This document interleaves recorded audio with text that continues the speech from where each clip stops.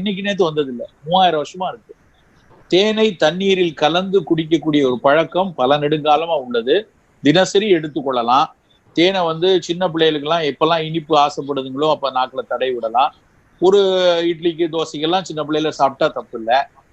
சக்கரை வியாதி இருக்கிறவங்க தேன் வேண்டாம். சக்கரை வியாதி நல்ல கட்டுப்பாடு வந்ததுக்கு அப்புறம் எப்போது குறைவாக எடுத்துக்கிட்டா பெருசா தீங்கு வராது. ஆனா சர்க்கரையை கட்டுப்படுத்துவதற்கு முன்னாடி தேனை நம்ம, ஏன்னா சர்க்கரையும் ஒரு தேனும் ஒரு கூட்டு சர்க்கரை, அது உள்ள போய் குளுக்கோஸ் லோட கூட்டத்தான் செய்யும். அதனால அவங்க தவிர்க்கலாம். மற்ற எல்லோரும் தேனை மிகப்பெரிய அளவுல எடுத்துக்கொள்ளலாம்.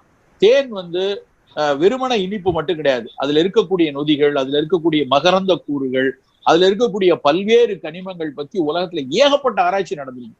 ஒரு சாதாரண ரெஸ்பிரேட்டரி இம்யூனிட்டில இருந்து ஆரம்பிச்சு கேன்சருக்கான இம்யூனிட்டி வரைக்கும் தேன்ல பயன் தரக்கூடிய விஷயங்கள் இருக்கு.